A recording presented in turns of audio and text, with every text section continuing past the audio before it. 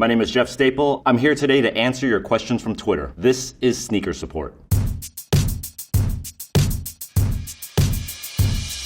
Heel Will Mahoney asks, still waiting for it to be proven conclusively who had the superior shoe technology, Nike Air or Reebok Pump. They do different things. Nike Air, Visible Air, Reebok Pump right over here. Nike Air, this Visible Air unit that you see that on this particular shoe is completely crazy and next level, is a cushioning performance element. It supports your heel strike so that every time you pound your foot on the pavement, it's more and more comfortable. Pump does something a little bit different. Pump inflates a bladder on the top of your shoe and locks your foot down. So it's kind of like a replacement to shoelaces. So it's kind of hard to really compare, but if you're looking at dollars as a metric, then I would say Nike Air fully did the Mortal Kombat death blow to Reebok Pump. Jess Angs asks, why are Air Jordans so popular? Air Jordan, in case you don't know, is a separate brand that is actually owned by Nike. Similar to Converse. Converse is also a separate brand owned by Nike. If Air Jordan were separated out of Nike and made its own company, it would still be a top 5 brand in the entire world. Why are they so popular? Michael Jordan is the GOAT. There's plenty of great basketball players that are around. Kevin Durant, LeBron James, Kobe Bryant, rest in peace. We all know the greats. If you look at sneaker sales of all of these athletes, it really proves who the actual GOAT is. Alicia Forgione has asked, real question, are sneakers cool because of the name brand or because of the actual design of the shoe? I would like to think it's design still, but I know the hype is real. Recently, Payless Shoe Source did an experiment where they took a store in a mall and created a high-end luxury brand image and then just put Payless shoe product in that store, and people were chomping it up. They were just eating it like crazy. They loved it. And it was really an interesting social experiment because it showed the smoke and mirrors of branding can overcome the actual footwear design. Jay Took Stock says, designers, what's a good way to improve my logo design? I feel like the courses I find don't align to the styles of sneaker Twitter. There's a couple of different ways to approach logo designs. Some of the early logo designs, such as Adidas and the 3 stripes and the New Balance N, the logo originally was stitched fabric or leather onto the side of your shoe. So when those 3 stripes come across the medial and lateral side of your foot, they're actually offering extra support. And then you've got logos that are just purely ornamental. A great example of that is the Nike Air Jordan Jumpman logo. That is actually not an easy logo to work with, like a little human being that you have to place around. It's obviously one of the most important logos of all time. So that being said, your logo that you're designing for your shoe can pretty much be anything. It could start with form, function, what does it do for me and my fit, or it could be strictly ornamental, it could be your signature. Make sure it's something that you can really believe in and live with long term, and it'll be a good logo for you. Soles and Laces asks, is nostalgia hindering design innovation in the sneaker industry? This is a hot take. I'm warning you now. I think the answer is yes. What Soles and Laces is talking about is, for example, the Air Jordan 1 is still one of the most popular shoes out of all time in the year 2023, even though this shoe is damn near 3 decades plus old. When you're making bajillions of dollars off of this old shoe, why do you need to spend resource, energy, and time into making new shoes? We could just put different colors on this old shoe and we're good to go. We'll make a couple more $1 billion, right? I think if someone were to be like a rude parent and was like, no more Air Jordan 1. You now have to think of the new thing. We're not going to survive unless you think of the greatest Air Jordan 40 ever. Then I think the Air Jordan 40 is going to be better than if you had the Air Jordan 1 making billions of dollars for you. Jasmine Kiona asks, ever wonder what goes into the shoemaking process? Emoji. Most sneaker designers want to start at the bottom to the top to the outside. So what I mean by that is usually start at the outsole. The reason why is because the outsole is the most complicated part to make. So once you have this done, then you could start working on the upper. And the upper can change. It could be different materials. It could be different shapes. So for instance, if you don't like this piece here anymore in the first design and you want to change that piece, as long as you've got your bottom done, it's much easier to do that. So you're working your way up to the top. Once you've got your uppers done, this is called the upper, then you've got your accoutrements, such as your laces, things like tongue label logo, the logo hit on the side, prints on the back. These are all different elements that help identify and make a shoe unique and special. Christy Moffat asks, for those of us who know absolutely nothing about sneaker culture but want to learn, where's a good place to start? There are a couple of really good documentaries out now that are really, really well made. One is made by David Friendly called Sneaker Heads. And then the other movie that's out is called Just for Kicks. You watch them, you're going to get a really good understanding of sneaker culture, and you'll see a lot more of me in them too.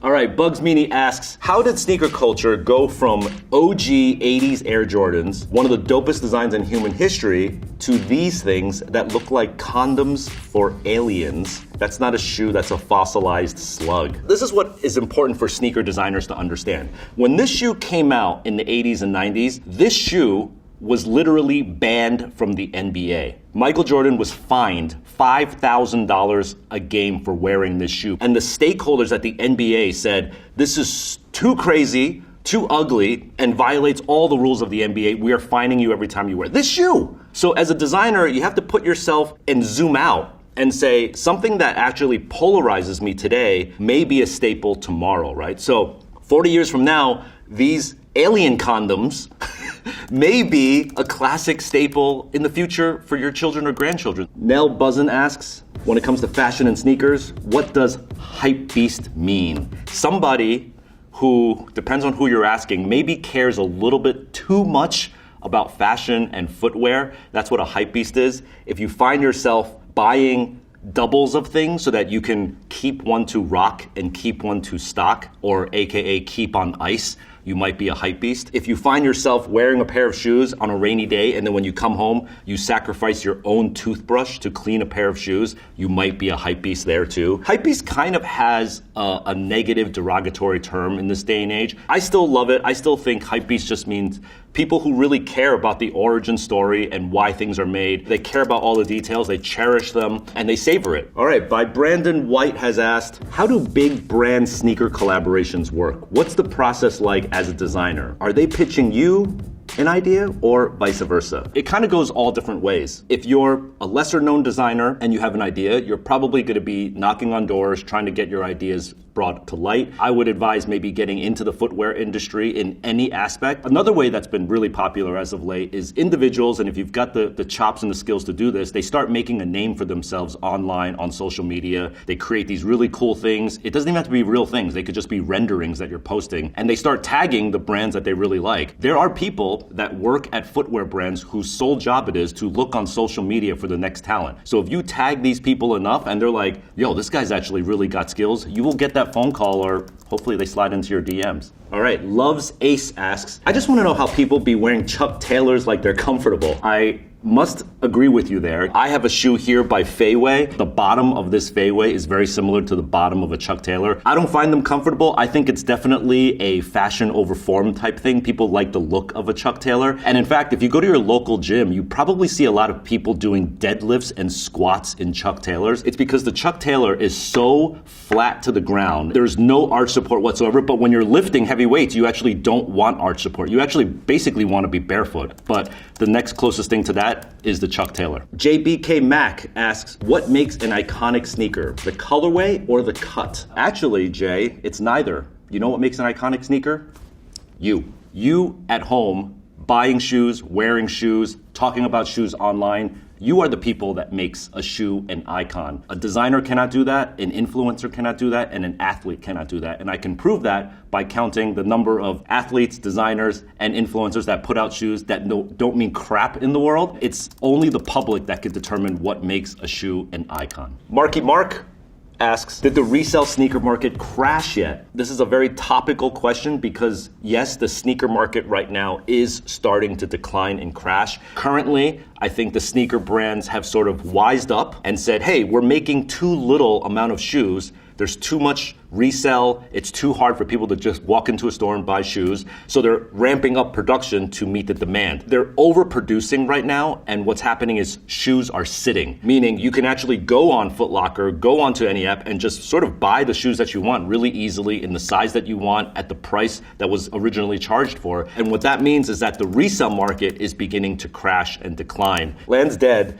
asks, Nike is developing the power laces from Back to the Future. How? Gotta see this. That is right. This is what's known as the Air Mag. Marty McFly strapped these on, Back to the Future 2. Auto lacing was born, but then Nike decided to start realizing how this could maybe become a reality. It's called Nike Hyper Adapt. That is the new name for auto lacing. It is actually connected to your smartphone. It is also connected to either Alexa or Siri. You could literally walk home and say, hey Siri, unlace my shoes. They will unlace and you could just kick them off. You can say, hey Siri, I'm about to go into game. It'll tighten it up for you. It's pretty amazing. So shout out to Nike for actually making power laces a real thing. Garrickson Studio, my homies out in Philly, asked, what materials do you want to see more of in sneaker design? I really am loving what's happening with knit shoes. So as you can see, traditional sneakers are using leather, nubucks, and suede. More modern shoes like this one is a completely knit uppers. And you can actually knit a high top, a mid top. You can knit these patterns in it. You can make it all different sort of funky colors. You can even knit in eye lace stays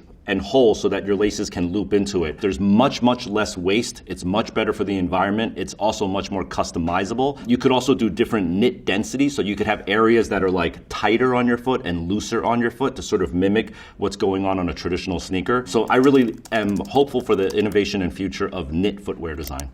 JD Sports asks, wow, JD Sports. What up, JD Sports? You're a big store. If you could only wear one pair of sneakers, what are you picking? People might even say this is not a pair of sneakers, but I think it is now. I would wear Crocs if I had to pick one pair of shoes for the rest of my life because these are damn comfortable. I think during COVID, Crocs really gained the benefit because people just started wearing these at home all the time, then to walk their dog, then before you know it, they're going to the supermarket in Crocs, then they're going to the mall in Crocs, and before you know it, they're going on first dates and weddings in Crocs. It just became like a thing, and there's no turning back. All right, that's all the questions. Hope you had fun. Hope you learned something. Until next time.